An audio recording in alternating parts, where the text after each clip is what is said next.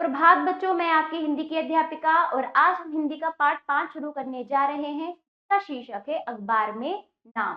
चलिए शुरू करते हैं पाठ 5, अखबार में नाम। ठीक है, देखिए पाठ प्रवेश देखिए बच्चों, क्या लिखा है इसमें।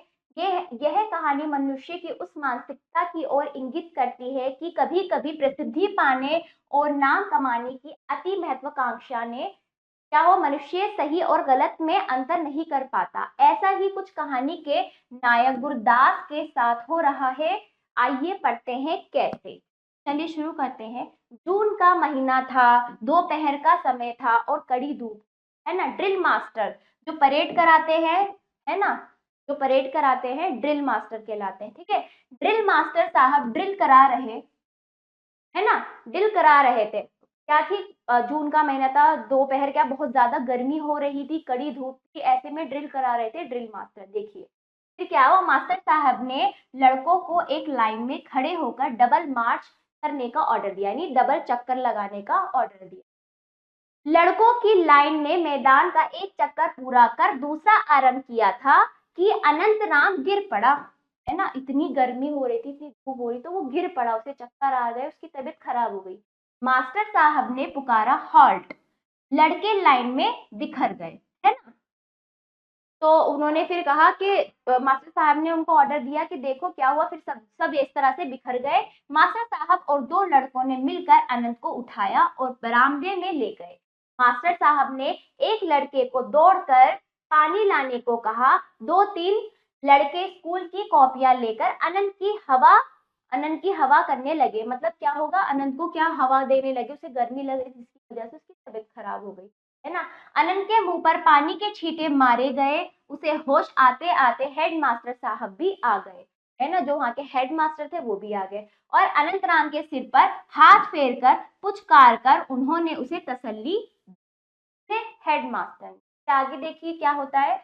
स्कूल का चपरासी एक तांगा ले आया तो लड़कों के साथ ड्रिल मास्टर अनंत राम को उसके घर पहुंचाने गए। कौन गए, ड्रिल मास्टर जो परेड करा रहे थे वो खुद छोड़ने गए उसके घर। स्कूल भर में अनंत राम के बेहोश हो जाने की खबर फैल गई। उसे स्कूल में सब जान गए, है ना, इस कारण उसे सब जान गए कि अनंत राम कौन था, वो बेहोश हो गया, उसकी तबीयत बिगड़ी, ऐसे क्या चर्चा होने लगी स्कूल में। ठीक, लड़कों के धूप में ड्रिल करते समय गुरदास लाइन में अनंत राम से दो लड़के के बाद था, है नी। लाइन में क्या था, अनंत राम से दो लड़कों के बाद वो भी उस लाइन में खड़ा था। कौन, गुरदास।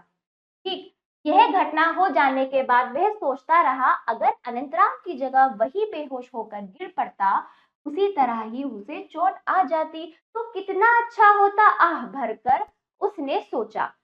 सब लोग उसे जान जाते और उसकी खातिर होती। मतलब अनंतराम यहाँ ये सोच रहा था कि काश उसकी उसकी जगह मैं गिर जाता और मैं बेहोश हो जाता तो सब मेरी भी खातिर तवाजी करते और मैं सब में मशहूर हो जाता, सब मुझे जान जाते। मेरे साथ ऐसा क्यों नहीं हुआ, इस तरह से वो सोचने लगा। कौन, अनंतराम। श्रेणी में गुरदास की कुछ ऐसी ही हालत थी, है ना, वो ऐसा सोचता रहा। गणित के मास्टर साहब सवाल लिखकर बेंचों के बीच में घूमते हुए नजर डालते रहते थे। कक्षा की बात हो रही है, गणित के मास्टर, मैथ्स पढ़ाने वाले टीचर बच्चों को पढ़ाते समय क्या होते थे, बीच बीच में घूमते रहते थे कि कोई लड़का नकल या कोई दूसरी बेजा हरकत तो नहीं कर रहा। तो इस तरह से वो बोलते हैं नकल यानी चीटिंग, गलत काम, बेजा हरकत यानी गलत काम, कोई गलत काम तो नहीं कर रहा। इस तरह से वो चक्कर लगा रहे थे। लड़कों के मन में यह होड़ चल रही है कि सबसे पहले सवाल पूरा करके कौन खड़ा होता। तो जो छात्र थे कक्षा में वो ये सोचते थे कि सबसे पहले कौन खड़ा होगा सवाल करके। गुरदास बड़े यत्न से अपना मस्तिष्क कॉपी में गड़ा देता, उंगलियों पर गुणा और योग करते उत्तर तक पहुंच ही रहा होता कि बनवारी सवाल पूरा करके खड़ा हो जाता। गुरदास का उत्साह भंग हो जाता और दो तीन पल की देर यो भी हो जाती। तो इस तरह से क्या हुआ कि गुरदास सोचता था कि जल्दी से, की ये कोशिश थी, ये प्रयत्न थे कि जल्दी से मैं सवाल करूं और जल्दी से मैं खड़ा उठ पड़ूं और मैं मास्टर साहब को अपना ये जो भी है उत्तर अच्छे से दिखा दूं। तो बहुत जल्दी से, मतलब जो प्रश्न था उसको हल करने में लगा हुआ था, आंखें गड़ाकर अच्छे से कॉपी पर। इतने में वो हल ही करता, उससे पहले बनवारी सवाल पूरा करके खड़ा हो जाता। तो जितने उत्साह से गुरदास वो हल कर रहा था वो भंग हो जाता, टूट जाता उसका उत्साह। तो वो इस तरह से दो तीन पल के लिए क्या हो जाता, दुखी हो जाता इस बात से कभी कभी सबसे पहले सवाल कर सकने की उलझन के कारण वही भूल भी हो जाती।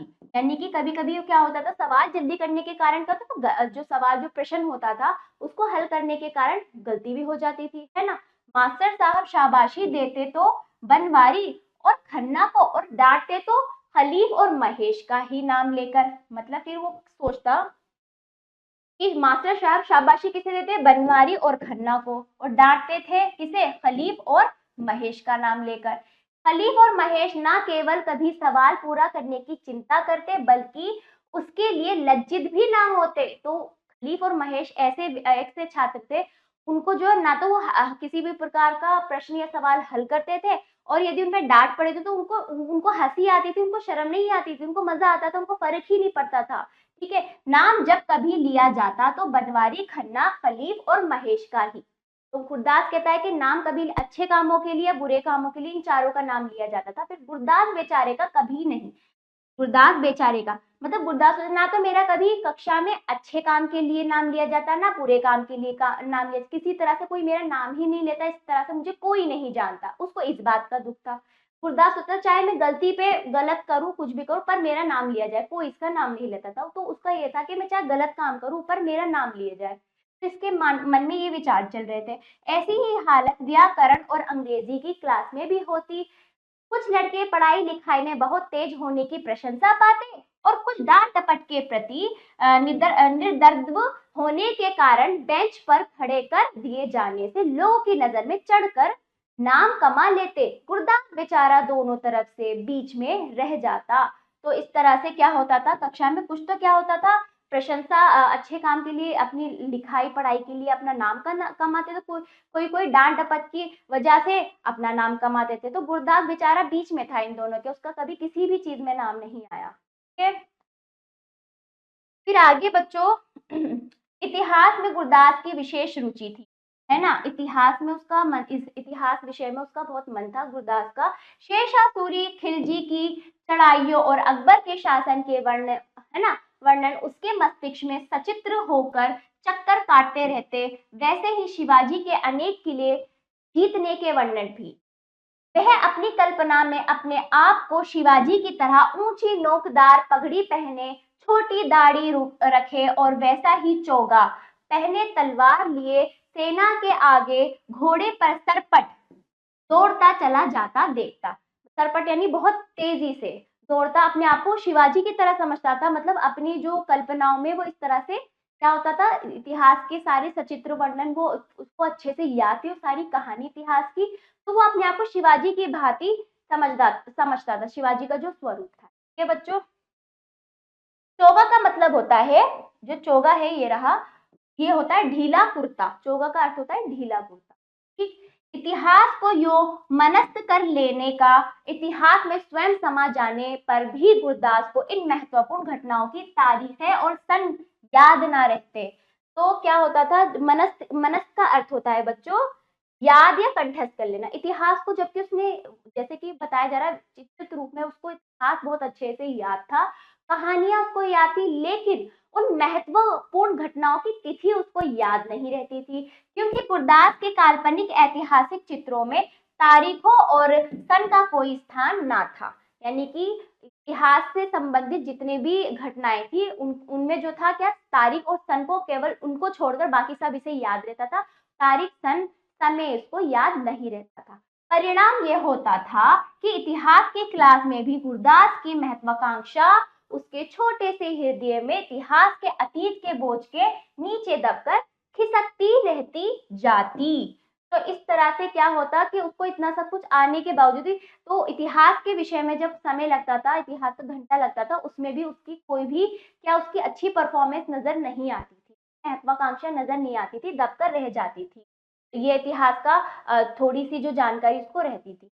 उस पर इतिहास के मास्टर साहब का प्राय कहते रहना कि दुनिया में लाखों लोग मरते हैं, परंतु जीवन वास्तव में उन्हीं लोगों का होता है जो मरकर भी अपना नाम जिंदा छोड़ जाते हैं। गुरदास के सिसकते हृदय को एक और चोट पहुंचा देता। मतलब क्या होता था, एक तो वो दुखी था कि मतलब मेरा किसी भी प्रकार का नाम नहीं है, जिस विषय में मेरी रुचि है उस विषय में भी मैं पूरी तरह से क्या महत्वाकांक्षा नहीं निभा रहा हूँ, तो ऊपर से क्या कहते हैं इतिहास के मास्टर, ये कहते हैं कि दुनिया में मरकर भी अपना नाम जिंदा छोड़ जाते हैं लोग।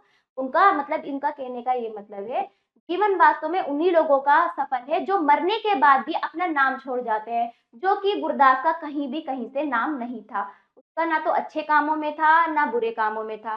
तो गुरदास को ये बात और ज्यादा चुभती थी कि मेरा तो जिंदा होते में ही नाम नहीं है तो मरने के बाद क्या होगा, ऐसा वो दुखी हो जाता है इस बात को सोच। गुरदास अपने माता पिता की संतानों में 3 बहनों का अकेला भाई था। उसकी माँ उसे राजा बेटा कहकर पुकारती थी। स्वयं पिता रेलवे के दफ्तर में साधारण क्लर्की करते थे, है ना, क्लर्क थे, है ना, रेलवे में। वे कभी कह देते कि उनका पुत्र ही उनका और अपना नाम रोशन कर जाएगा। ख्याति और नाम की कमाई के लिए इस प्रकार निरंतर दी जाती रहने वाली उत्तेजनाओं के बावजूद गुरदास श्रेणी और समाज में अपने आप को किसी अनाज की बोरी के करोड़ों एक जैसे दानों में से एक साधारण दाने से अधिक अनुभव ना कर पाता, है ना। इस प्रकार वो क्या था, अपने आप से निराशावादी था। वो अपने आप को बहुत तुच्छ समझता था, किसी भी प्रकार का वो कुछ काम नहीं कर रहा था। पिता को उससे उम्मीदें थी कि वो नाम कमाएगा, परंतु वो अपने आप को साधारण व्यक्ति समझने लगा। ऐसा दाना कि बोरी को उठाते समय गिर जाए तो कोई ध्यान नहीं देता। तो वो बोरी में इतने सारे गेहूं में जो अच्छे किस्म के गेहूं होते हैं, उसमें से एक बेकार साधारण गेहूं खुद को सामान्य मानता था। अगर वो ऐसा दाना जो यदि गिर जाए तो कोई उसे उठाए ना, ऐसे ऐसी प्रकार की कल्पनाएं वो स्वयं के लिए सोचने लगा। ठीक है, ऐसे समय उसकी नित्य कुचली जाती महत्वाकांक्षा चीख उठी कि बोरी के छह से सड़क पर उसके गिर जाने की घटना ही ऐसी क्यों ना हो जाए कि दुनिया जान ले कि वह वास्तव में कितना बड़ा आदमी है। फिर वो क्या सोचता है, ऐसे समय उसकी नित्य कुचली जाति जाति महत्वाकांक्षा उसकी क्या होगी, चीख उठी। क्या ऐसे में मैं तो मतलब इतना गिरा हुआ इंसान हूँ। लेकिन फिर उसके दिमाग में एक उपाय आया, बोरी के छेद से सड़क पर उसके गिर जाने की घटना, यानी कि जैसे कि बोरी से गेहूं गिर गया, तो ऐसे ही यदि मैं सड़क पर स्वयं जाके गिर जाऊं, तो जाना बच्चों क्या कहना चाह रहे हैं यहाँ पे, मैं जाके उसी गेहूं की भांति यदि यदि सड़क पर जाके गिर जाऊं तो दुनिया जान ले कि वह वास्तव में कितना बड़ा आदमी है, यानी कि और उसका नाम मोटे अक्षरों में अखबारों में छप जाएगा, क्योंकि वो चाहता था मेरा नाम अखबारों में छपे। तो मैं किसी दुर्घटना में ही जाके गिर जाऊं तो इस तरह से मैं अखबार में आ जाऊंगा, नाम तो हो जाएगा, चाहे कैसी भी घटना घटे नाम तो मेरा आ ही जाएगा अखबारों में, ऐसा वो सोचता है। गुरदास कल्पना करने लगता कि वह मर गया है, परंतु अखबारों में मोटे अक्षरों में छपे अपने नाम को देखकर मृत्यु के प्रति विद्रूपता से मुस्कुरा रहा है। मृत्यु उसे समाप्त ना कर सकी। ठीक है, फिर क्या हुआ, फिर ऐसे ही वो सोचने लगा कि मतलब अगर इसी कल्पना में वो क्या है, उसी कल्पना को करते करते वो सोचा कि मैं मर चुका हूँ, फिर अखबारों में मरने के बाद मेरा नाम छपेगा। फिर विद्रूपता यानी भयावहता, है ना, भयावहता के मृत्यु के प्रति जो डर है उसको मैं फिर मुस्कुराऊंगा, मृत्यु उसे समाप्त ना कर सकी। इस तरह से वो कई प्रकार की कल्पनाएं सोच रहा था कि मैं मेरा एक्सीडेंट ही अगर हो जाएगा उसी भांति तो मेरा तब तो नाम आएगा। तो उसको कुल मिला के अपना नाम कमाना था चाहे कैसे भी। आयु बढ़ने के साथ साथ गुरदास जी नाम कमाने की महत्वाकांक्षा उग्र होती जा रही, है ना। गुरदास की जो थी नाम कमाने की क्या थी महत्वाकांक्षा, वो क्या थी, जो उसकी आशाएं थी कि नहीं मेरा नाम हो, जरूर हो, ऐसे हो, तो वो और भी ज्यादा बढ़ती जा रही थी। परंतु उस स्वप्न की पूर्ति की आशा उतनी ही दूर भागती जान पड़ रही थी, यानी कि जितना वो सोचता था उतना ही उसका नाम क्या हो रहा था, मिटता जा रहा था। बहुत बड़ी बड़ी कल्पनाओं के बावजूद वह अपने पिता पर कृपया दृष्टि रखने वाले एक बड़े साहब की कृपया से दफ्तर में केवल क्लर्क ही बन पाया। जैसे ही वो पढ़ाई पूरी करके बड़ा हुआ तो अपने पापा की जो, जहाँ उनके पिताजी काम करते थे जिस दफ्तर में, वहां के जो बड़े साहब है उनकी सिफारिश से सिर्फ क्लर्क ही बन पाया। उसका कोई उसने इतना बड़ा काम नहीं किया। जिन दिनों गुरदास अपने मन को समझाकर यह संतोष दे रहा था कि उसके मोहल्ले के 1000 से अधिक लोगों में से किसी एक का भी नाम कभी अखबार में नहीं छपा, तभी उसके मोहल्ले के एक निःसंतान लाला ने अपनी आयु भर का संचित गुप्त धन प्रकट करके अपने नाम से एक स्कूल स्थापित करने की घोषणा कर दी। फिर क्या हुआ, गुरदास उन दिनों में अपने आप को समझा रहा था, संतोष दे रहा था कि उसके मोहल्ले के 1000 से अधिक लोगों में से किसी का भी नाम अब तक अखबार में नहीं आया है, तो मेरी तरह सभी लोग क्या है, साधारण ही है। जब बाकी लोगों के नहीं आया तो मेरा भी नहीं आया, तो अपने आप को तसल्ली देने लगा, सभी आम है।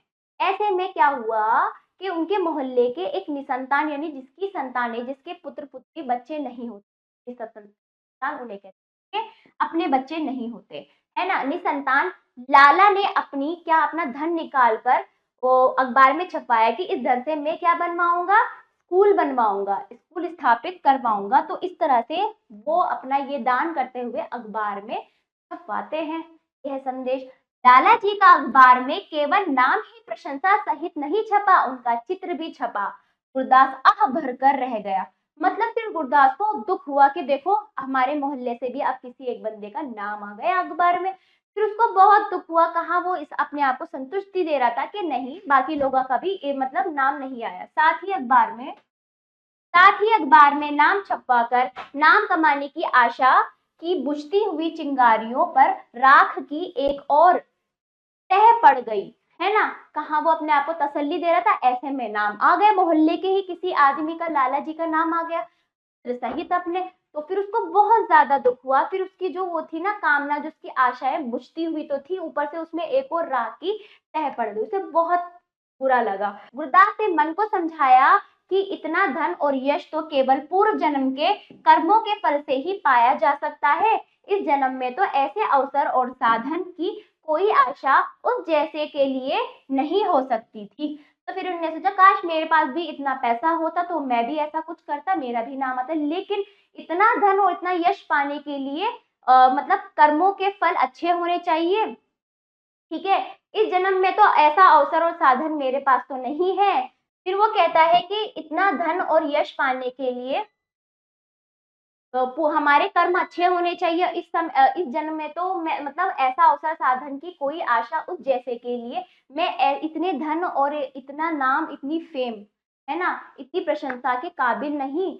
और मुझ जैसे व्यक्ति के पास तो ये सब कुछ नहीं है, ना यश है ना धन है, तो मैं कैसे नाम कमा सकती, ऐसा वो सोचता था। ठीक है, फिर आगे उस साल बसंत के आरंभ में शहर में प्लेग फूट निकला था। प्लेग क्या है, एक रोग है, बीमारी है, प्लेग की बीमारी। उस समय क्या हो, पूरे शहर में फैल गई। दुर्भाग्य से गुरदास के गरीब मोहल्ले में गलियां कच्ची और तंग होने के कारण बीमारी का पहला शिकार उसी मोहल्ले में दुलारे नाम का व्यक्ति हुआ, है ना। वो प्लेग का शिकार हो गया। मोहल्ले की गली मुहाने पर रहमान साहब का मकान था, है ना। मुहाने पर क्या था, मकान था, रहमान साहब ने आत्मरक्षा के विचार से छूत की बीमारी के अस्पताल को फोन करके एम्बुलेंस गाड़ी मंगवा दी। बहुत लोग इकट्ठा हो गए। दुलारी को स्ट्रेचर पर उठाकर मोटर पर रखा गया, इस तरह से, है ना, और अस्पताल पहुंचा दिया गया। ठीक है, म्यूनिसपैलिटी ने उसके घर की बहुत जोर से सफाई की। मोहल्ले के हर घर में दुलारी की चर्चा होती रही, क्योंकि उस पे क्या हो गया, प्लेग की बीमारी से ग्रसित होने के कारण पूरे मोहल्ले में वो चर्चित हो गया।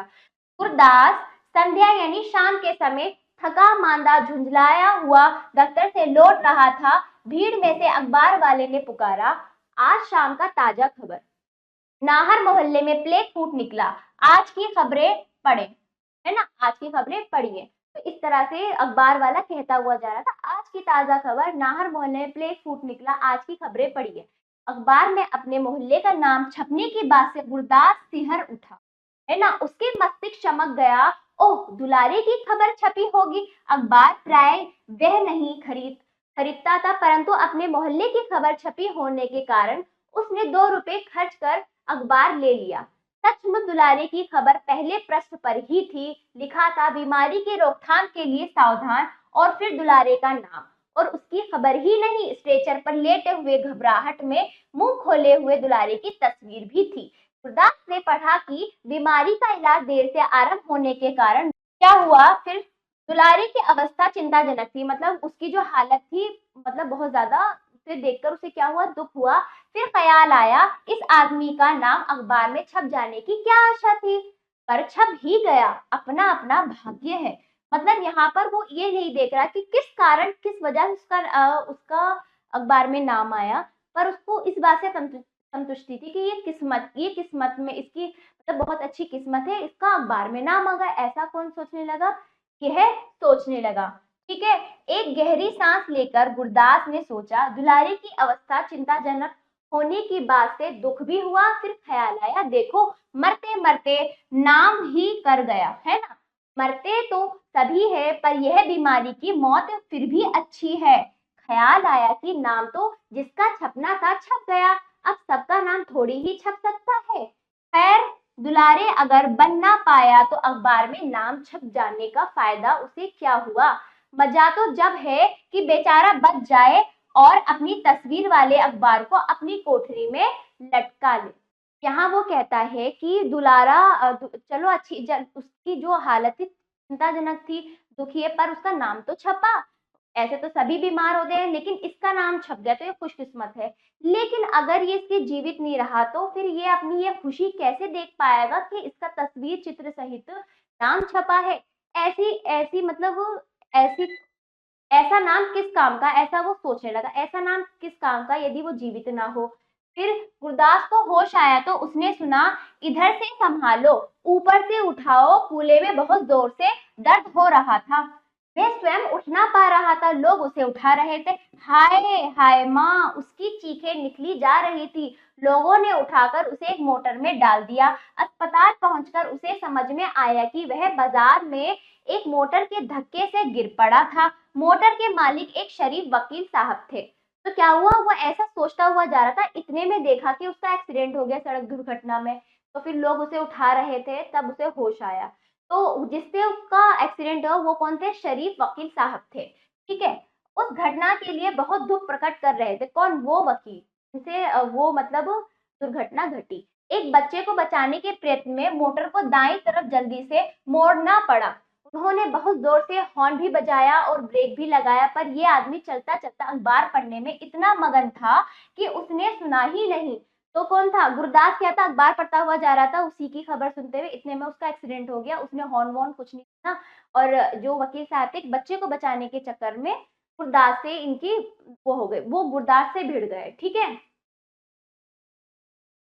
गुरदास कूल्हे और घुटने के दर्द के मारे करा रहा था, तड़प रहा था। कुछ सोचना समझना उसके बस की बात ही ना थी।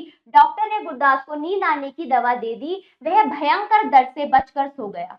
रात में जब नींद टूटी तो दर्द फिर होने लगा और साथ ही ख्याल भी आया कि शायद अखबार में उसका नाम छप ही जाए।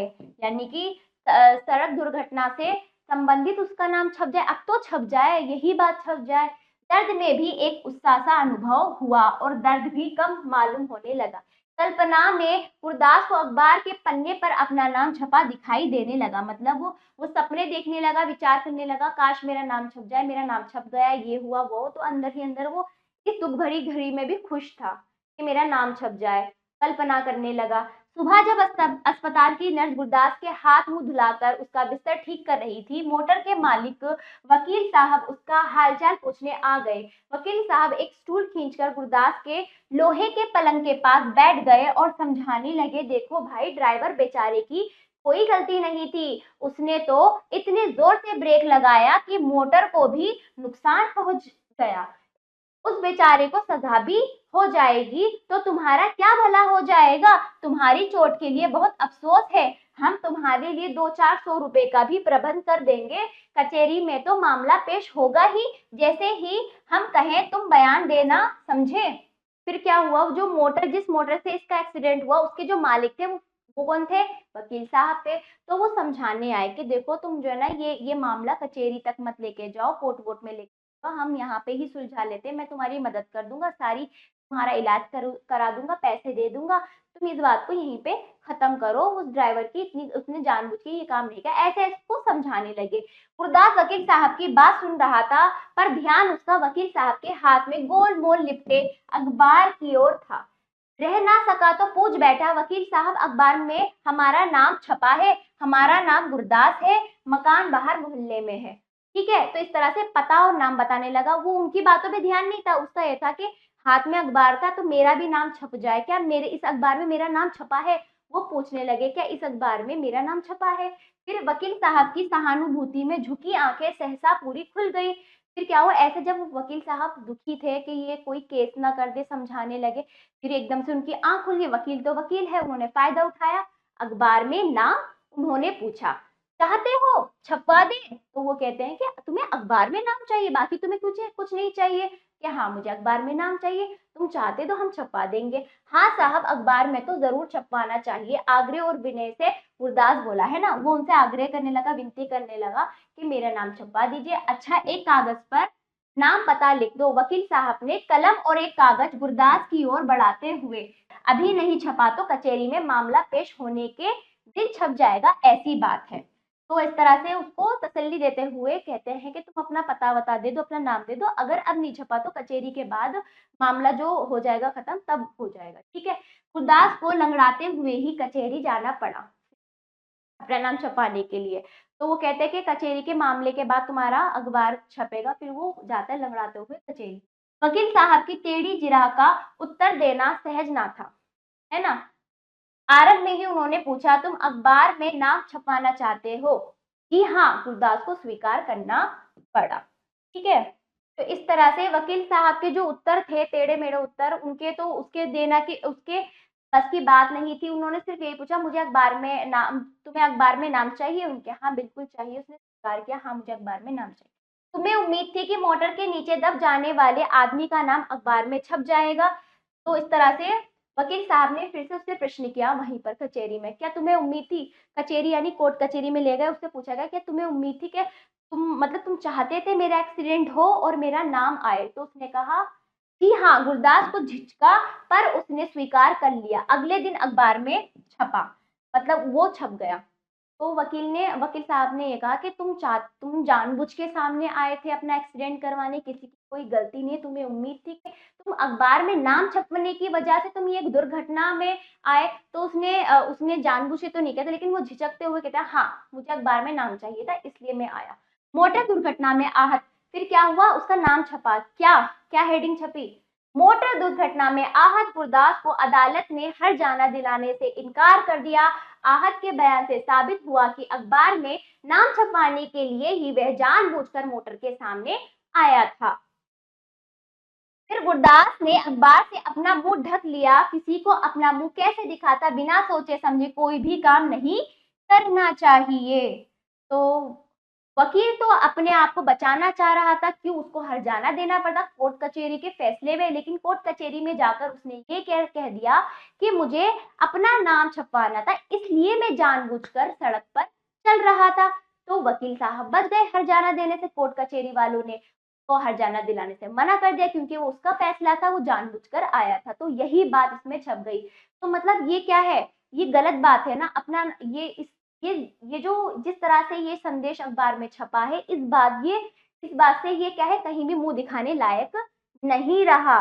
तो इस तरह से नाम तो हो, नाम होना चाहिए, पर अच्छे कामों के लिए नाम कमाओ, बुरे कामों के लिए नाम कमाया गुरदास ने अपनी इस गलती से। ये बिना सोचे समझे कोई भी काम नहीं करना चाहिए। ये पाठ हमें यह सीख देता है, ठीक है बच्चों। चलिए, ये पाठ किसके द्वारा लिखा गया है? यशपाल द्वारा लिखा गया है। ठीक, यशपाल जी का जन्म 1903 ईस्वी में हिमाचल प्रदेश के कांगड़ा जिले में हुआ था। इनकी आरंभिक शिक्षा गांव में ही हुई थी। Gurukul Kangra of national college ने इन्होंने बीए की परीक्षा उत्तीर्ण की, ठीक है। छात्र जीवन से छात्र जीवन से ही वे क्रांतिकारी दल से जुड़ गए थे। सशस्त्र क्रांति के राजद्रोह में अंग्रेज सरकार ने उन्हें 6 वर्षों के लिए कारागार में डाल दिया। जेल से बाहर आकर वे राजनीति एवं साहित्य की सेवा में जुट गए। इनकी मृत्यु 1976 में हुई लखनऊ में, ठीक है। और जन्म कब हुआ? 1903 में हिमाचल प्रदेश में। यशपाल जी की कुछ रचनाएं अभिशप्त, ओ दुनिया, ज्ञान दान, फूलों का करता यानी एक कहानी है, दिव्या, देशद्रोही, झूठ सच एक उपन्यास है। इनके अलावा इन्होंने निबंध, नाटक, संस्मरण, हास्य व्यंग्य, यात्रा विवरण भी लिखे हैं। तो इनका ये जीवन परिचय है, जिस यशपाल द्वारा इनके लेखक है, ये पाठ के लेखक है यशपाल, तो उनके द्वारा ये पाठ लिखा गया है। तो इनका ये जीवन परिचय है, ठीक है। चलिए शब्दार्थ देखिए बच्चों। अमर का अर्थ है सदा रहने वाला, ड्रिल कराना, परेड कराना, तसल्ली, आश्वासन, चौगा, ढीला कुर्ता, ठीक है। मनस्त मनस्त का अर्थ है याद, कंठस्थ, हर्जाना का अर्थ है दंड, मुआवजा, है ना। हर्जाना के किसी को दंड के रूप से जो आप उसकी भरपाई कर रहे हो, मुआवजा दे रहे हो। डबल मार्च का अर्थ है दो चक्कर। बेजा डर कर, गलत काम। विद्रवता, भयावहता। जिरह, बहस। सत्य प्राण, जिसके प्राणों में सत्य भरा हो। सरपट, तेज, सहज, आसान। ठीक है, तो ये क्या है, इसके शब्द अर्थ हैं बच्चों। चलिए अब आपके बारे अभ्यास देखिए। मौखिक प्रश्न नंबर 1, मास्टर साहब ने लड़कों को क्या ऑर्डर दिया। नंबर ख देखिए, फूल का चपरासी क्या लाया। ग देखिए, गुरदास की किस विषय में रुचि थी। घ, गुरदास को किस बात की महत्वाकांक्षा थी। अगला, गली के मुहाने पर किसका मकान था। ठीक है बच्चों, तो इन प्रश्नों का उत्तर आप बोलकर मौखिक रूप से देंगे बच्चों। लिखित प्रश्न देखिए, अब लिखित अभ्यास देखिए बच्चों। सही उत्तर वाले गोले को रंगिए। फूल का चपरासी क्या ले आया, क्या ले आया, तांगा। हाँ देखिए, सबसे पहले सवाल किसने पूरे किए, किसने किए, बनवारी ने। ठीक है, अगला देखिए, गुरदास की कितनी बहनें थी, 3 बहनें थी। अगला, घ, शहर में क्या फूट निकला, क्या प्लेग। अंगा देखिए, मोटर का मालिक कौन था, कौन था मोटर का मालिक, वकील था। ठीक है, पाठ के आधार पर घटनाओं को क्रम से लगाइए। तो जिस तरह से आपने पाठ पढ़ा, उन घटनाओं को आपको क्रम से लगाना है कि कौन सी घटना पहले घटी। ठीक है बच्चों, इसको अच्छे से पहले पढ़ना है। मोहल्ले की गली के मुहाने पर रहमान साहब का मकान था। दूसरा, गुरदास ने अखबार से अपना मुंह ढक लिया। फिर वह बाजार में एक मोटर के धक्के से गिर पड़ा। एक चक्कर पूरा करके दूसरा आरंभ किया था कि अनंतराम गिर पड़ा। मोहल्ले के घर घर में दुलारी की चर्चा होती रही। गुरदास के नाम कमाने की महत्वाकांक्षा उग्र होती जा रही थी। गुरदास फूले और घुटने के दर्द के मारे करा रहा था। दोपहर का समय था और कड़ी धूप थी। ठीक है, तो पहला वाक्य ये था जो हमने पढ़ा था। ठीक है, इसको आपको क्रम में लगाना है। तो पहले में क्या आएगा आपका, पहले में आपका जाएगा, क्रम से लगाना है। तो यहाँ पे लिखना है बच्चों, धूप खड़ी थी, फिर कौन गिर गया था, अनंतराम, ये रहा। दूसरे नंबर पे आपका घ आएगा। ठीक है, पहला ज। तो बच्चों आपको पाठ के अनुसार, क्रमानुसार ये है लगाना था। पहले जाएगा, दूसरा घ आएगा। तो इस प्रकार आपको करना है। बाकी आप स्वयं करेंगे पढ़ते हुए, जैसे ही आपने पाठ अच्छे से पढ़ा है उसके अनुसार आप स्वयं करें। ठीक है, ये वाले देखो, तीसरे नंबर पे क्या आएगा, ये रहा। मोहल्ले के घर घर में दुलारी की चर्चा होती रही। फिर आपका क आएगा बच्चों, तीसरे नंबर पर क आएगा। ठीक है, क। फिर चर्चा होती रही, जब उसको प्लेग हो गया था, चर्चा होती रही, ये पढ़ा था हमने। के घर घर में दुलारी की चर्चा होती रही। तो इस तरह से अंग आया। ठीक है, बाकी 4 आप स्वयं करेंगे पाठ के अनुसार। इस तरह से आपको क्रमानुसार 1 2 3 जिस तरह से ये डाला है नंबर, उस तरह से आपको डालना है क ख ग घ में। ठीक है, चलिए रिक्त स्थानों की पूर्ति कीजिए। नंबर 1, गुरदास की माँ उसे क्या कहकर बुलाती थी, राजा बेटा। तो इस प्रकार पाठ के अनुसार इसको आपको भरना था बच्चों। दूसरे में आएगा, मास्टर साहब ने लड़कों को डबल मार्च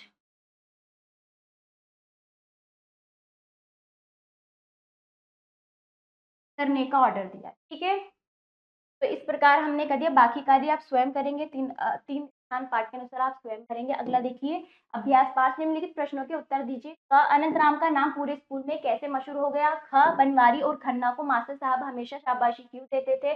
ग, गुरदास की नौकरी किस प्रकार लगी। ख देखिए, गुरदास मोटर के बीच कैसे आ गया। अंधा, गुरदास को अपना मुंह किस कारण से छुपाना पड़ा। ठीक है, इन प्रश्नों का उत्तर आप स्वयं देंगे। पाठ समाप्त हुआ। अभ्यास आप जरूर कीजिएगा और अब हम मिलते हैं अगले पाठ पर।